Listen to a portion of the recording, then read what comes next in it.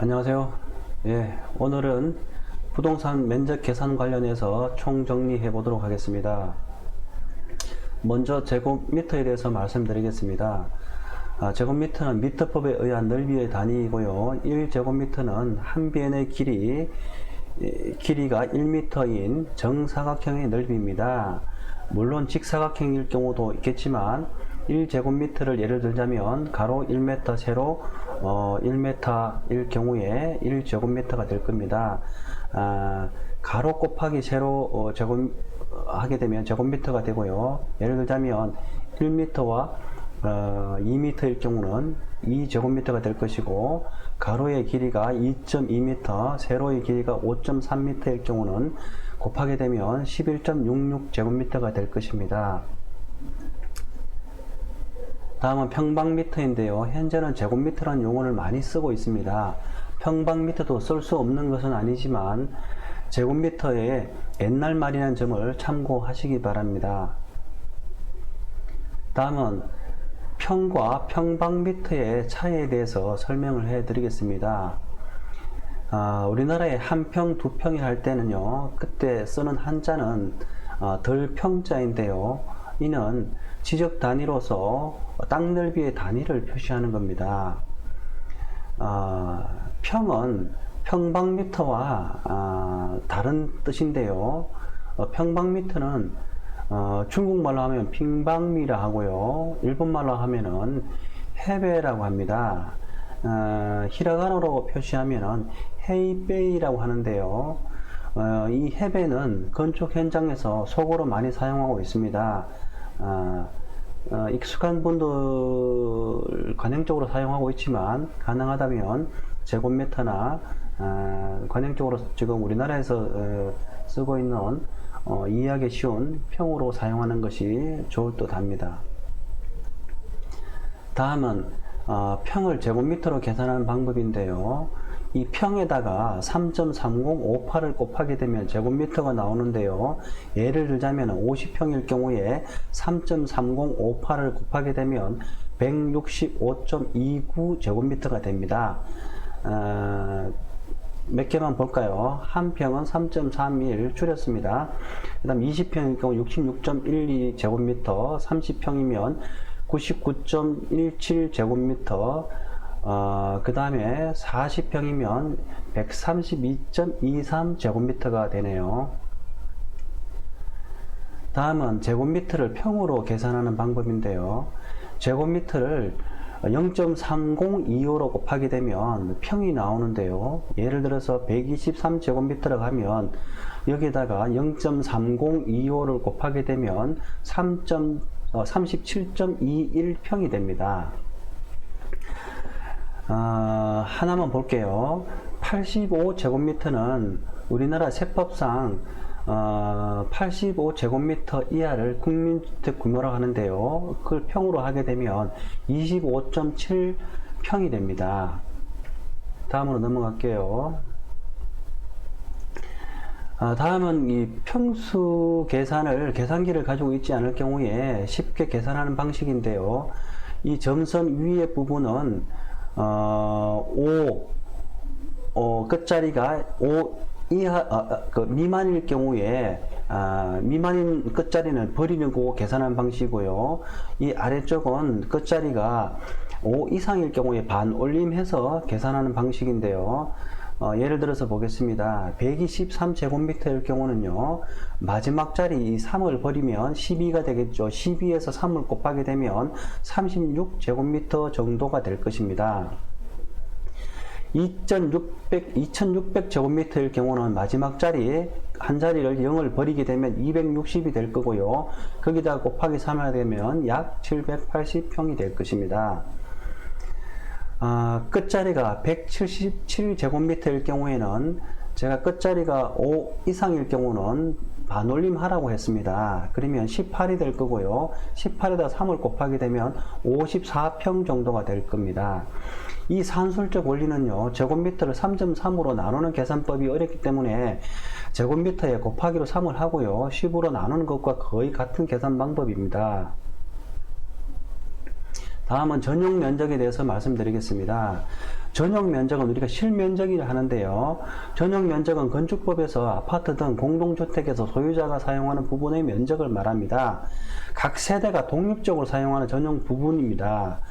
외벽의 중심선으로 둘러싸인 부분의 수평 투영 면적이고, 단독주택은 바닥 면적에서 지하실, 본 건축물과 분리된 창고, 차고 및 화장실의 면적을 제외한 면적입니다. 여기에서 두 가지가 잘 이해 안 되실 텐데요. 중심선이라고 하는 것과 그 다음에 창고, 차고, 건축물에서 분리된 이러한 내용이 잘 이해 안 되실 텐데요. 일단 그 외벽의 중심선으로 둘러싸인 부분의 수평 투영 면적이고라는 부분은 잠시 후에 그림을 보면서 말씀드리겠고요.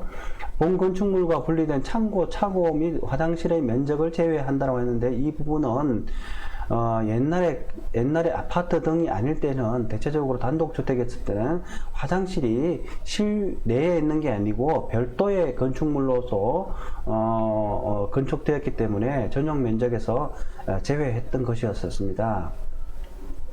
다섯 번째, 주거 공용 면적인데요. 주거 공용 면적은 아파트를 예를 들자면 올라갈 때 계단이라든지 복도 등을 주거 공용 면적이라고 합니다. 이는 나중에 공급 면적을 계산할 때 필요한데요. 잠시 후에 설명드릴게요. 잠깐만요. 자, 공급 면적이 나왔네요. 공급 면적은 전용 면적에서 주거 공용 면적을 합친다고 했는데요. 주거 공용 면적은 아파트, 계단, 복도 등의 면적을 말합니다. 그리고요, 분양사무소에, 아파트나 오피스텔 분양사무소에 가보면 전용 면적, 공용 면적, 분양 면적, 기타 공용 면적, 계약 면적, 이렇게 면적이 여러 개로 표시되어 있는 것을 볼 수 있을 것입니다. 그런데요, 우리가 보통 계약 면적은 공급 면적에서 기타 공용 면적을 합치는 것입니다. 이 공급 면적은 또 전용 면적과 주거 공용 면적을 합치는 것입니다. 아까 말씀드렸대로 별도의 단독적으로 사용하는 면적을 전용 면적이라 했는데요. 거기다가 아파트 계단이나 복도를 합치게 되면 공용 면적이 될 것이고요. 그 공용 면적에다가 단지 내 관리 사무소라든지 노인정 등 어린이집이 있을 것이고요. 이런 것들을 다 합치게 되면 그것이 계약 면적이 됩니다. 그 계약 면적을 보통 우리는 통상 분양 면적이라고 합니다. 다음은요, 서비스 면적인데요. 이 아파트에 가보시면 발코니라든지 대피 공간이 있을 것입니다. 이 공간은 보통 서비스 면적이라고 합니다. 자, 그림을 보면서 다시 설명해 드릴게요. 이 계단이라든지 복도를 주거 공용 면적을 했죠. 이 공용 면적과 전용 면적, 현관문을 열고 들어가면 있는 면적에서 대피 공간이라든지 발코니를 제외하게 되면 그것이 전용 면적인데, 그 두 가지를 합치면 공급 면적이 될 것이고요. 공급 면적과 기타 공용 면적을 합치게 되면 계약 면적, 분양 면적이 됩니다. 말씀드렸던 발코니라든지 대피 공간은 서비스 면적으로 했죠. 그래서 서비스 면적을 크게 되면 그것을 확장을 해가지고 전용 면적으로도 사용할 수 있는데, 확장하는 것은 기본 벽체라든지 이런 것은 전혀 건드릴 수 없고요. 일정 부분에 확장해서 사용할 수 있으니까 참고하시기 바랍니다. 다음에 좀 더 상세하게 설명해 볼게요. 방금 말씀드렸듯이 계단이라든지 복도는 주거 공용 면적이고요. 발코니라든지 대피 공간들은 서비스 면적입니다. 그래서 주거 공용 면적과 이 주거 전용 면적을 합치게 되면 공급 면적이라고 아까 말씀드렸습니다.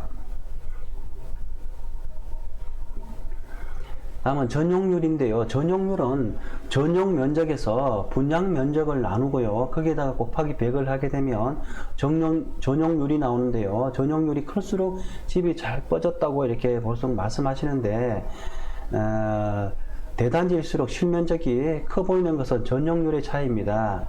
이 다세대 소형일 경우는 전용률이 보통 60-70%가 나오고요. 단지형 다세대 같은 경우는 전용률이 70-80%입니다. 그래서 대체적으로 대단지 아파트를 선호하는 이유가 바로 여기에 있습니다. 다음은 대지 면적과 건축 면적인데요. 대지의 건축의 바닥 면적을 건축 면적이라고 하고요. 거기에서 건폐율이 70%라면 대지 면적이 100평일 때 건축 바닥 면적을 70평을 할 수 있다는 것이 아마 건폐율입니다. 다음은요, 연면적인데요. 연면적은 각 청 바닥 면적의 합계가 연면적인데요. 지하 공간도 연면적에는 포함됩니다. 여기서 말씀드렸듯이 이 건물의 바닥 면적이죠. 2층에 가면 건축물이 좁아져서 또 바닥 면적이고 3층이 더 좁아져서 바닥 면적이 나올 것이고, 지하층이 있다면 지하층이 합쳐서 연면적이 계산됩니다. 그러나 용적률 계산 시에는 연면적에서 지하, 필로티 구정 1층이나 주차 공간, 대피 공간 등은 제외됩니다. 참고하시기 바랍니다. 참고로 대지권인데, 대지권은 집합 건물 전체 단지의 대지 면적을 가구수로 나눠 등기부에 표시되는 대지 지분 면적을 대지권이라고 합니다. 다음은 중국 부동산의 면적인데요. 중국에는 한국의 이렇게 한 평을 3.3058이라 아까 58제곱미터라고 말씀드렸습니다. 근데 중국 사람들은 예를 들어서 너 아파트에 몇 평대 살아 그러면 100평대 살아 이렇게 하고 합니다. 그러면 우리나라 생각보다도 대단히 부자인가 보다고 생각하는데요. 중국의 평이라고 보통 하면 1平方미라 합니다. 제곱미터를 아까 말씀드린다고 했죠. 그래서 중국에 100평에 산다 그러면 우리나라에 약 30.25평에 산다고 보시면 될 겁니다. 참고로 단위를 좀 더 세분화해서 말씀드릴게요. 중국의 이 시무라고 하는데요. 이거는 우리나라의 한마지기를 말하는 겁니다. 이 시분 20평을 말하는 거고요. 1by15하게 되면 2층입니다. 2층. 그 다음에 이 꽁무는 R를 표현하는 건데요. 우리나라에 아까 말씀드렸듯이 이 100평을 말하는 거고요. 100제곱미터를 말하는 거고요. 약 한 30.25평을 말하는 겁니다. 이 수 나오는데, 이거는 중국 그 면적을 세는 양사로서 일무라고 읽을 때 이 수무 이렇게 합니다. 참고하시기 바랍니다. 중국은 건축물을 분양하는 대상이나 허가 종류, 분양업체의 상황에 따라 전용 면적, 공유 면적, 건축 면적, 산출 방법에 따라 다소 다릅니다. 상세한 내용은 제가요, 잠깐만요.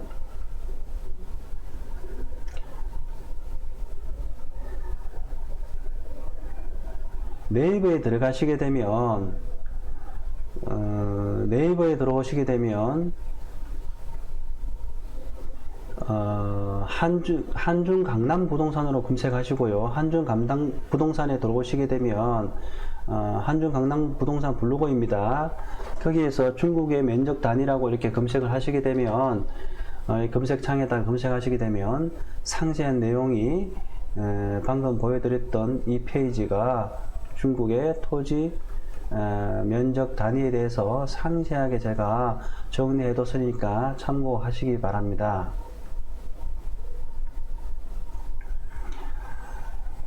오늘은 토지의 면적 계산하는 방법에 대해서 총 정리했습니다.